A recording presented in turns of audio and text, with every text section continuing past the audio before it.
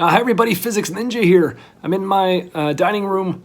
I've printed off a few objects that I want to place in front of just the regular plain mirror. So let's have a look at what's going to happen. So there's the mirror. I just set it kind of down. I'm going to place a bunch of shapes in front of it and tell me what you see.